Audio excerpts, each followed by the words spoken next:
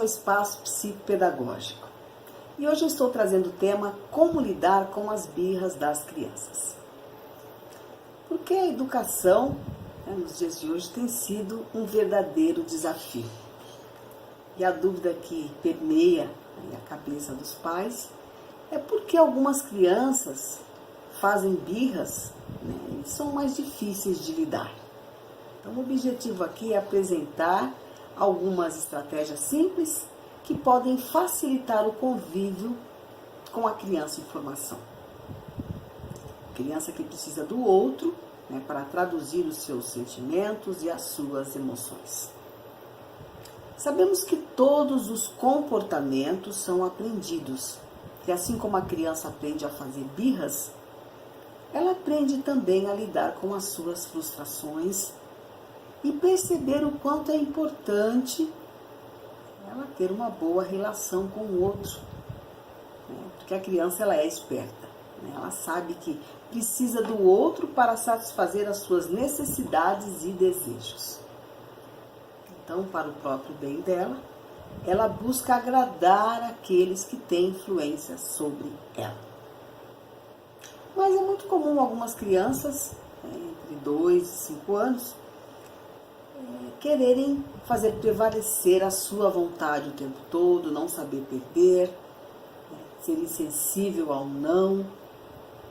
Os pais, vencidos aí pelo cansaço, cedem logo, para evitar desgastes emocionais. E por conta disso, assistimos algumas cenas de pais passando por verdadeiros vexames psicológicos em alguns lugares públicos, onde demonstram que não aprenderam a lidar com as emoções dos seus filhos. Pois esses se apresentam para os outros como uma criança com dificuldade de lidar com as frustrações. Mas como agir sem se desgastar muito em uma situação onde a criança se expõe os pais, constrange a todos que estão ao redor? Eu vou apresentar aqui 5 dicas essas que eu tratei no meu livro, Limites, Como Lidar com os Pequenos. Então, vocês conseguem localizar o livro no Google, Maria Teixeira, Limites, Como Lidar com os Pequenos. Então, eu dou 5 dicas de como ajudar os pais a lidarem melhor com as frustrações, com as birras, e saber aí traduzir os sentimentos dos seus filhos. Então, nós vamos fazer antes o resgate, embora eu já tenha tratado da questão da constituição do sujeito em outros vídeos, é sempre bom a gente fazer um resgate para poder dar continuidade aí ao tema, ao assunto. Sabemos que os pais são as primeiras figuras representativas da criança. São aqueles que traduzem as emoções, os sentimentos da criança, quando ela chega ao mundo. E quando ela chega ao mundo, a criança é puro instinto. O primeiro grande prazer que ela conhece é mamar. E o instinto de sugar supre a sua necessidade de se alimentar. Então a criança sente a presença da mãe, o acolhimento, o cheiro.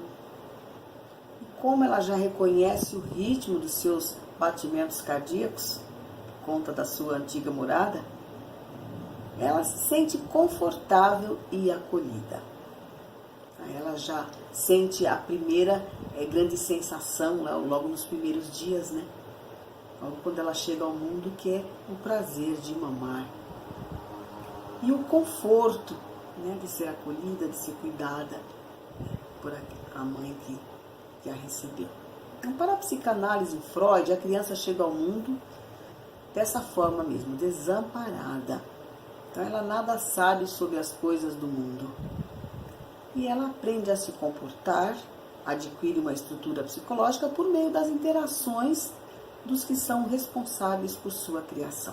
E como os pais são as primeiras figuras representativas, que exercem a influência sobre a educação e condição de existir dessa criança, são eles aí que apresentam o mundo para a criança e determinam aí o seu lugar na vida deles, e nesse mundo, né? Então, são os pais quem traduzem as emoções e sentimentos da criança desde muito cedo. Na medida em que ele vai pontuando, orientando, direcionando, né, a criança aí na sua trajetória. Então, uma coisa é certa, todos os comportamentos são aprendidos, inclusive o de fazer birras e de fazer manhas.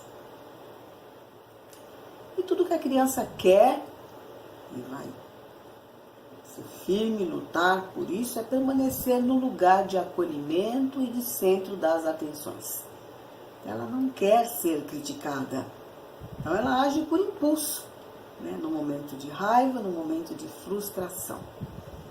E ceder sempre às vontades da criança não é a melhor solução, pois a criança está em formação, testando o outro, o meio, o contexto aí que ela se encontra, e aprendendo por meio da condução do outro. E é bom os pais saberem, né, que são sempre testados pelos filhos. E toda brecha é aproveitada pela criança. E, portanto, diante disso, aquele que tem influência sobre a criação da criança precisa saber conduzi-la, né, de forma a permitir que ela saia do egocentrismo, ultrapasse fases, né, para o bem do seu desenvolvimento integral e que alcance a autonomia. Né? Em cada fase a criança alcança uma certa autonomia. Então a criança ela é por instinto, né? E são os pais que inflam, né, uma estrutura egocêntrica e narcísica na criança. Na medida que tudo que ela faz é maravilhoso, é perfeito.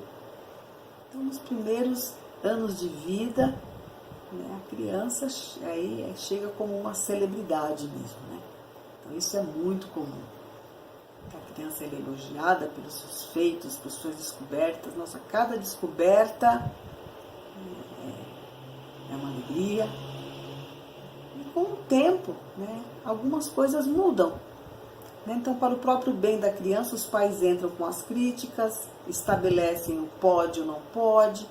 Isso deve acontecer, mas de forma sutil, né, para uma formação equilibrada da criança. Então, isso é diferente de você já cresceu, você não pode mais fazer isso. Então, é passar de forma sutil. Porque o crescer, né, é se ver aí perturbado pelas críticas dos outros, pelo próprio julgamento crítico que aprendemos a fazer de nós mesmos, né, do que é certo, do que é errado, do que pode, do que não pode. E dessa forma nós caímos aí na real, né, e percebemos que não podemos reter essa perfeição toda mais.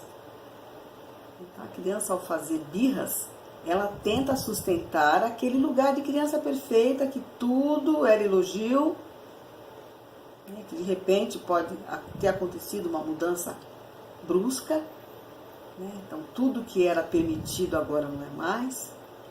Então, na verdade, ela quer fugir dos desprazeres, né, que é o que todos nós tememos, né, é o que o homem mais teme, né, é o desprazer. Né, tudo que queremos é sentir prazer.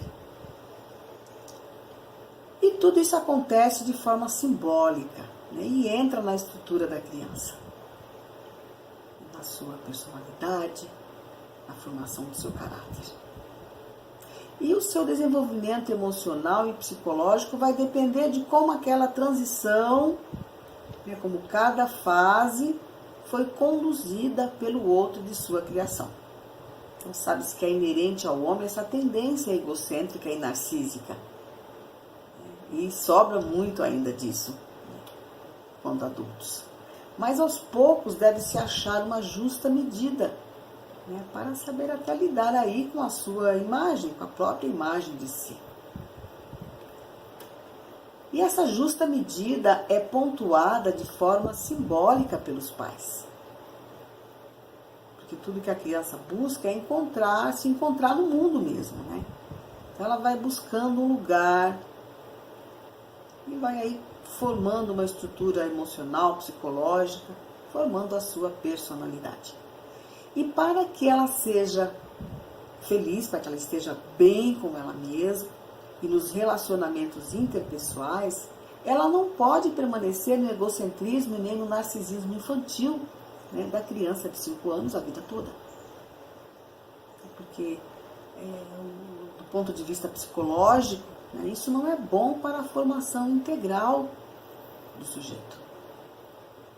Isso pode desencadear desajustes emocionais ao longo de sua vida, né, com repercussão aí na vida como um todo. Tá? A criança deve saber qual lugar ocupa no mundo, sim, né, na vida dos pais. É importante ter sido desejada e sentir-se amada. Porém, quando a criança chega ao mundo, tudo já existia antes dela. Então, dessa forma, é ela quem precisa se adaptar ao mundo e não o contrário. E quando os pais entendem isso, né, fica muito mais fácil, né, lidar com esse novo momento, né, lidar com as novidades, com as surpresas, né, que vão surgindo, não são poucas. Então, isso significa que não devemos mudar todos os costumes, a forma de viver quando a criança chega. Ok? Que ela pode ser até recebida como uma celebridade, não é? Mas se ela permanecer nesse lugar, os pais terão problemas, até mesmo no se adaptar à criança. Eu costumo dizer que educar uma criança é um teste de maturidade emocional. Porque a maternidade não é só flores. E os pais precisam estar bem equilibrados, né, com boa saúde mental, pois há os desgastes físicos que já não são fáceis, né, nessa fase, nesses primeiros momentos. E mexem com a estrutura emocional dos pais. Então, um fator importante que deve ser monitorado pelos pais é assumir quando está errando durante a criação dessa criança e conhecer algumas estratégias e mudanças, né, e traçar um plano norteador, né, sem perder a liberdade de viver a sua própria vida. Porque essa criança ela traz um novo sentido, né, para os pais, mas os pais precisam continuar a sua vida da forma como ele sempre fez, só que agora com uma nova pessoinha aí, né, que veio para bagunçar um pouquinho a vida, né? Então as estratégias de mudanças de atitudes, né, são indispensáveis para as habilidades que se deseja desenvolver como pais mesmo. Então, tudo que os pais querem é acertar, né? Queremos sempre acertar na criação dos filhos. E os pais erram muito, muitas vezes por conta dos exageros. Então, os exageros, eles consomem também muita energia libidinal. Traz desgastes físicos e emocionais. E os pais precisam aceitar que vão errar, mas podem monitorar esses erros e mudar algumas atitudes.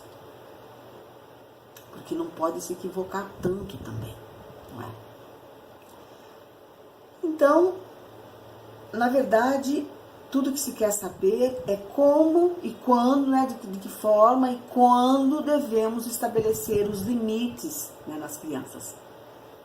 Isso os pais perguntam muito, né? Quando que eu devo iniciar? Quando que eu devo começar a estabelecer os limites na criança? Eu digo que é desde muito cedo. É quando a criança chega ao mundo, né, ela já tem as sensações, o instinto, ela vai querer permanecer, né, nesse lugar aí de prazer, né, para se sentir satisfeita, protegida, né. Mas devemos considerar as etapas do desenvolvimento da criança e manter um olhar atento, conduzindo a criança no que for melhor, tanto para a mãe como para ela. Então, estabelecer limites na criança desde muito cedo é permiti-la crescer. E aí no vídeo 2 eu vou falar para vocês das 5 dicas muito importantes para saber lidar com as birras das crianças. Um abraço, até o vídeo 2. Aguardo vocês.